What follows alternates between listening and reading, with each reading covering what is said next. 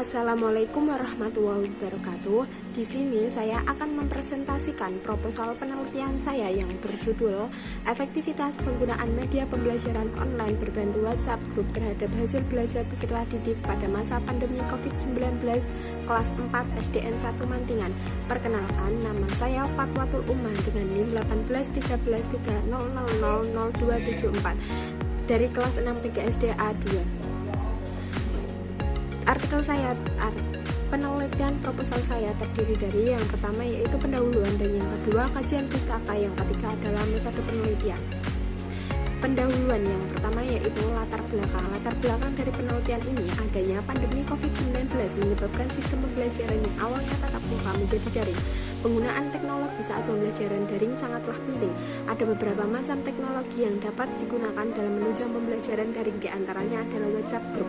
Penggunaan WhatsApp Group menjadi alternatif saat pembelajaran daring dikarenakan peserta didik dan guru sudah terbiasa dalam menggunakan WhatsApp di kesehariannya.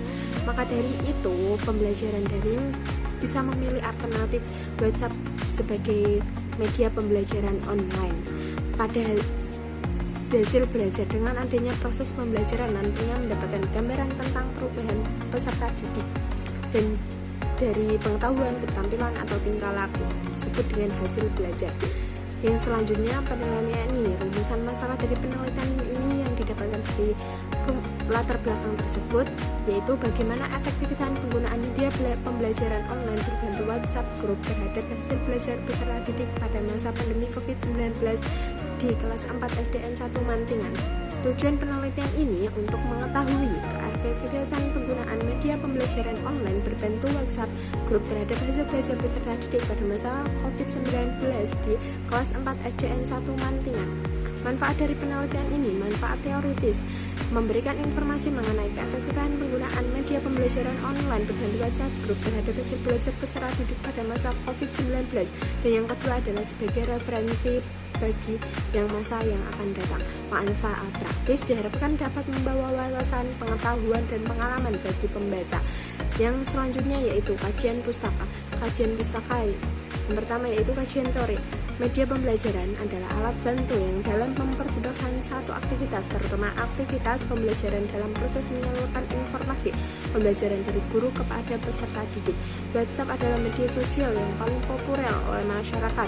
WhatsApp merupakan sebuah aplikasi media sosial yang dirancang untuk memudahkan penggunanya dalam berkomunikasi melalui berbagai macam fitur yang tersedia. Di antaranya adalah chat group, WhatsApp di web, desktop, panggilan suara, video call, voice note, dan lain sebagainya. Lanjutannya yaitu hasil belajar adalah suatu yang harus diperoleh oleh peserta didik dalam mengikuti proses pembelajaran untuk mengetahui suatu keberhasilan yang telah dicapai untuk mencapai suatu tujuan dari program pendidikan, dan hasil belajar merupakan perubahan tingkah laku siswa sebagai hasil dari proses belajar yang efektif mencakup sikap pengetahuan, keterampilan, dan menjadi tolak ukur dalam evaluasi belajar. Penelitian relevan ini dilakukan dari 2020 tentang efektivitas WhatsApp sebagai media belajar daring. Hasil penelitian ini menunjukkan bahwa WhatsApp sebagai media pembelajaran yang kurang efektif dalam mencapai tujuan pembelajaran. Ini berbeda karena penelitian ini menunjukkan bahwa kita mencari tahu keefektifan pembelajaran daring dengan berbantu WhatsApp Group, bukan WhatsApp saja. Dan kedua, penelitian ini juga memiliki perbedaan dan persamaan dari penelitian yang saya lakukan. Maka dari itu penelitian saya menjadi layak untuk diteliti. Yang selanjutnya yaitu kerangka berpikir. Kerangka berpikir dapat dilihat dari bagian tersebut, yaitu variabel X yang merupakan penggunaan media pembelajaran online berbantu WhatsApp Group, dan variabel Y hasil belajar peserta didik pada masa COVID-19. Ini menunjukkan bahwa penggunaan media pembelajaran online berbantu WhatsApp Group, penggunaan media belajar online berbantu WhatsApp ini terdapat keefektifan dalam belajar online. Oleh karena itu, penelitian dikaji tentang keefektifitasan penggunaan media pembelajaran online berbantu WhatsApp Group terhadap hasil belajar peserta didik pada masa COVID-19.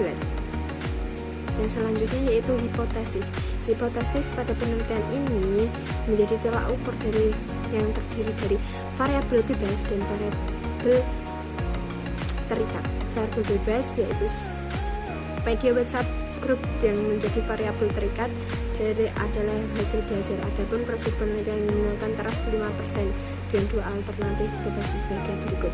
A. Sebagai terdapat pengaruh yang signifikan keefektifan penggunaan media pembelajaran online berbantu WhatsApp grup belajar pada masa pandemi COVID-19, dan HO tidak terdapat pengaruh yang signifikan. Yang selanjutnya yaitu metode penelitian. Metode penelitian yaitu yang pertama yaitu jenis dan desain penelitian.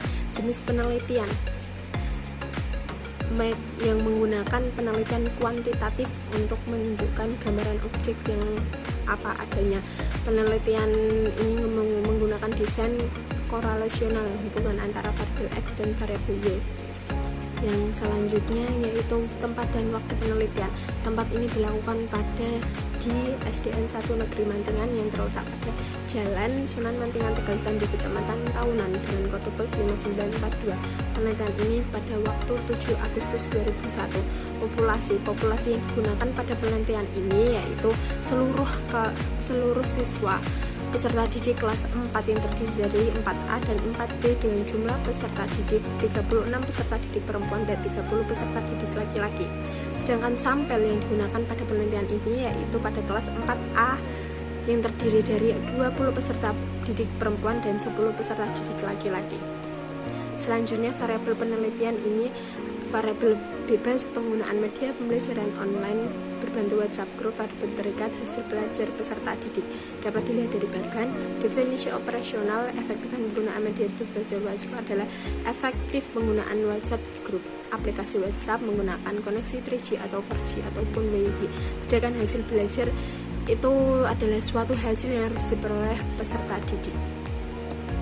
Teknik dan instrumen pengumpulan data. Teknik pengumpulan data ini yang pertama yaitu observasi, dan yang kedua kuesioner atau angkat, dan yang ketiga adalah dokumentasi. Instrumen pengumpulan data itu alat bantu. Maka dari itu alat bantu yang digunakan ada pedoman observasi, pedoman angkat, dan juga dokumen-dokumen yang perlu dilakukan.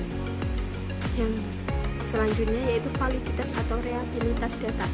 Validitas data terhadap responding sebanyak 20 butir soal angket yang dibagikan oleh Google Form diuji validitas menggunakan rumus seperti ini dengan keterangan RX validitas dan sebagai berikut. Jika RX lebih dari R tabel maka taraf signifikan 5% berarti item soalan valid. Sedangkan sebaliknya jika RXY kurang dari R tabel maka butir soal tidak valid sekaligus tidak memenuhi syarat. Yang selanjutnya reliabilitas data. Reliabilitas merupakan konsentrasi atau kestabilan skor atau instrumen penelitian terhadap individu yang sama dengan rumus seperti berikut. Yang selanjutnya teknik analisis data. Yang pertama uji prasyarat yang terdiri dari uji normatif data. Uji normatif data untuk mengetahui apakah model regresi variabel pengguna memiliki diskriminasi normal menggunakan rumus Kolmogorov-Smirnov yaitu sebagai berikut. Penarikan kesimpulan dari hasil uji Kolmogorov-Smirnov yaitu dengan syarat penerimaan dari hasil penelitian HO sebagai berikut. HO distribusi data normal jika nilai arsip signifikan atau nilai probabilitas lebih dari 0,05 HO diterima, dan jika HA data normal jika arsip signifikan atau nilai probabilitas kurang dari 0,05 HO ditolak. Yang selanjutnya yaitu uji linearitas data. Uji linearitas data untuk mengetahui apakah variabel bebas dan variabel terikat mempunyai hubungan linear atau tidak dengan menggunakan uji F pada taraf signifikan 5%. Sebagai formula Fx harga F garis linear R dan krek A rata-rata kuadrat regresi dan R garis rata-rata kuadrat jane. Kriteria tersebut antara lain variabel X dengan variabel Y dikatakan linear apabila nilai signifikan F lebih besar dari nilai 0,05. Sebaliknya hubungan antara X dan Y dikatakan tidak linear apabila signifikan F lebih kecil dari 0,05. Uji hipotesis penelitian. Uji analisis regresi linear sederhana digunakan untuk penarikan kesimpulan dengan formula Y A plus BX dengan keterangan Y subjek A harga Y ketika harga X 0, B angka arah progresi menunjukkan angka peningkatan plus atau min. X subjek variabel X yang mempunyai nilai tertentu. Selanjutnya, uji koefisien regresi sederhana. Uji digunakan untuk menguji signifikan pengaruh, maka dengan uji ini memiliki rumus seperti ini. Hasil ibadah dihitung berbagai tabel dengan kriteria sebagai berikut. Jika dihitung lebih dari tabel A sama dengan 0,05, maka HO ditolak dan HA diterima atau berpengaruh. Jika dihitung tabel pada A 0,05, maka HO diterima dan HA ditolak atau berpengaruh. Jika C kurang dari 0,5, maka HO diterima dan HA ditolak. Uji koefisien dituruti R2 merupakan alat untuk mengukur seberapa jauh kemampuan model menerangkan variasi variabel dependen. Nilai koefisien determinan antara 0 atau 1. Nilai R yang kecil berarti kemampuan variabel ini tadi dalam menjelaskan variabel terbatas, begitu juga sebaliknya. Dan yang terakhir, terima kasih. Apabila ada kata-kata yang kurang berkenan atau kurang dalam penjelasan saya mohon maaf. Wassalamualaikum warahmatullahi wabarakatuh.